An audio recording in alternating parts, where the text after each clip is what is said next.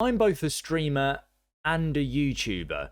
So I wanted a camera that was going to suit my needs. And after doing loads of research, I figured the best camera for me would be the Sony ZV-1. And I am so excited to be unboxing this today, taking you through some of the features and hopefully showing you how it all connects up with OBS and how this works. I'm currently filming this on my C922.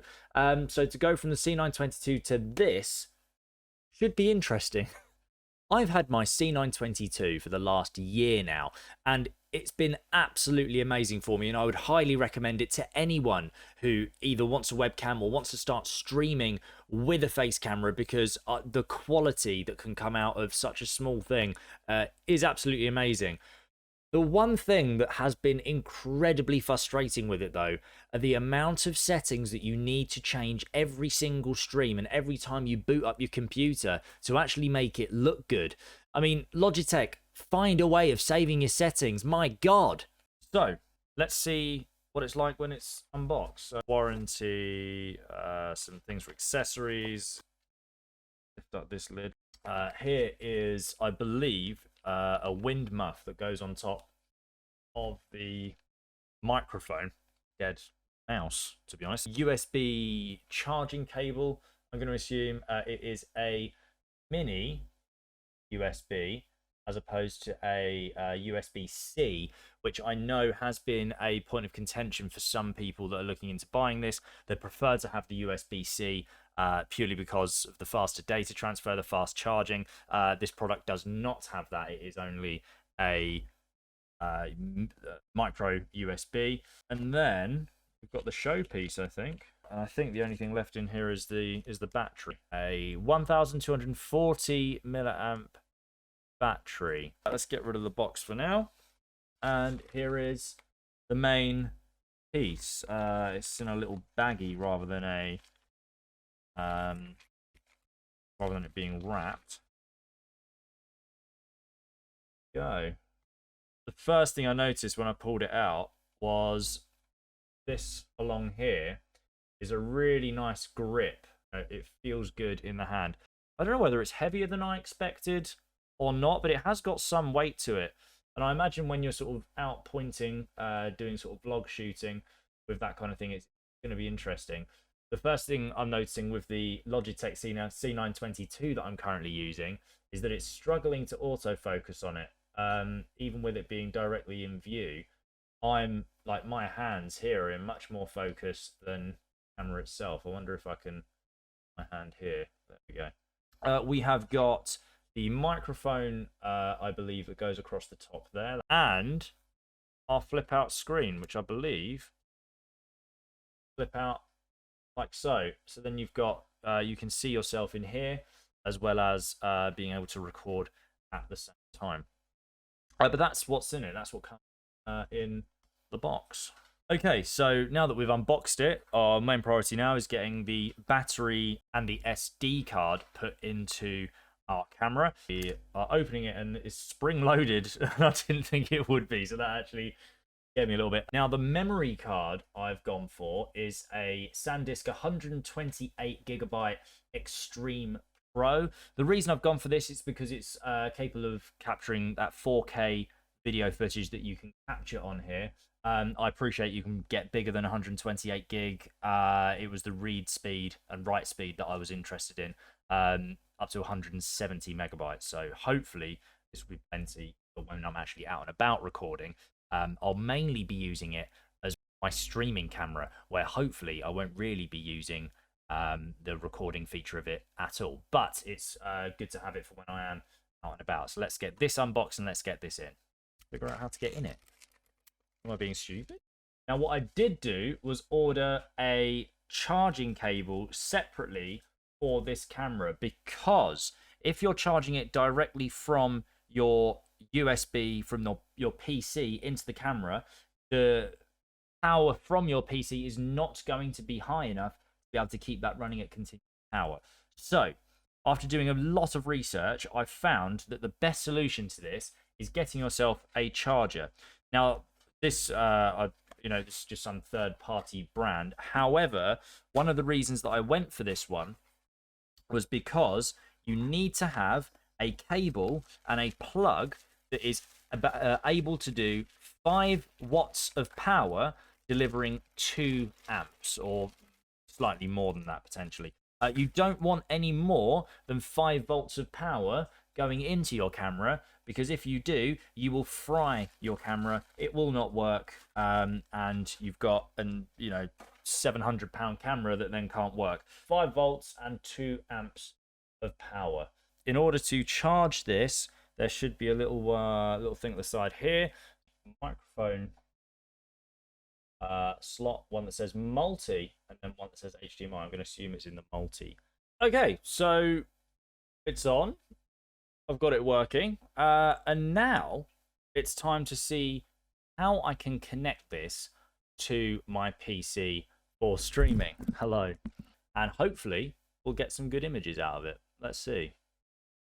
It's not bad, but what I will say is the frame rate is awful. I mean, like, the image quality is awesome, really good, and I imagine when it's still and actually we're just talking, it's not so bad. But when I'm doing everything else, I don't know whether my voice is out of sync with the microphone itself, but this is what you get when you plug it directly in via USB with the Sony and their Image Edge software.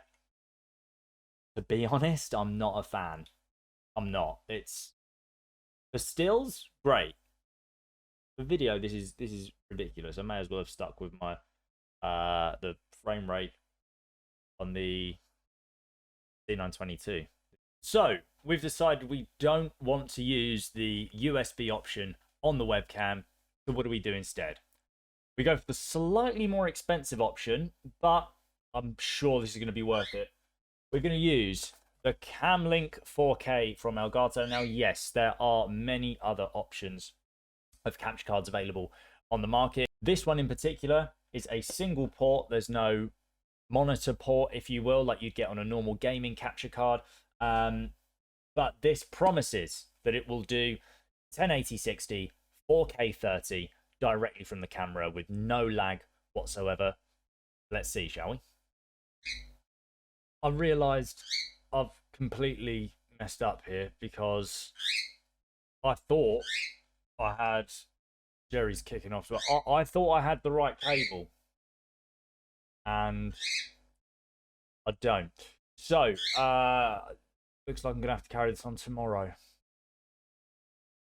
Get a micro HDMI rather than a mini HDMI. Apparently they're different.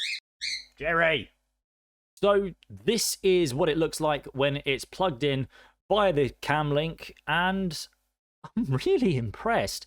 The colors are just so much better. I don't know whether that's a webcam problem or not. Obviously, the sensor's so much bigger. So both cameras are right next to each other, even though the angle's slightly different. But hopefully me talking in between the two of you, I'm speaking to the cameras like they're people. Between the two of you, you can see what the difference is here. It's not handling. You see the light on my forehead here. It's just white. Now I can turn that down. So let's say I wanted to fiddle with the settings with the C922 a little bit, right? I could adjust the white balance to, let's say, 5600. I'm going to try and give it the fairest competition possible here. Exposure down slightly. That could be it. Autofocus off. Right, so this is as good as I'm going to get with this camera. Because having the exposure up one is just too much. But switching from here to here, I mean... So the ZV-1 obviously has 60 frames a second, or as close to it as possible, and I'm currently running this in 1080p. You can run it at 4K. There's a slight crop that goes around the edges there, and the data transfer to the Camlink at the moment causes a little bit of lag. That might be the cable. It might just, I don't know. But for a 1080p stream, this is pretty much with absolutely zero lag. And it's, as I say, 60 frames a second. You can see as I wave my hands, this is what 60 frames a second at 1080p looks like on the Sony ZV-1. And here is the 30 frames a second granted on the C922. Now, I've got to say, I still don't think for a webcam this produces a bad image. I really don't think it does. But now I can compare it with this. There's no comparison. There is no comparison. Like, and this is on the auto settings as well. I have not touched a single setting on this camera. So that's the general picture. Let's see how the autofocus works. I'm just going to come in and out on here and on the C922. So let's start off with the C922. So I'm here. I'm going to go into the camera and out, into the camera and out. And then here's what it's like with the Sony ZV-1 camera. I mean, I'll see that when I look back, but hopefully the Sony works with the autofocus so much better. So there you have it. There's the difference between the Sony ZV-1 and the C922. Hopefully this has been useful for you. One thing that I will say is interesting is that the Sony ZV-1 is approximately 8 times the price of the C922. Is it 8 or 9 times the picture quality? That's for you to decide. But for me, now that I've got it, I think it's so worth it. And I think it's money well spent. It's with the capabilities of it being able to go up to 4K 30. I think it's future-proofed. I think the ease of setting it up is just amazing. The fact that I can literally just turn this on and all the settings are there. I haven't had to touch anything and it already looks like this. So I imagine if I do want to go into it a little bit further, if I do want to learn about some of the more advanced features of this camera, then I can and make it look exactly how I want it. But out the box, this is what it looks like. So I'm really, really impressed by that. If this has been helpful to you, let me know in the comments down below. And what do you think the difference is between the C922 and the Sony ZV-1? Do you think it's worth the price point? Do you think it's worth in terms of picture quality? I'd be super, super interested to know. If you want more videos about the Sony ZV-1, let me know down in the comments. What features do you want to know about? Is there any part of the setup that you want me to go through? This has been Webby Gaming. Until next time.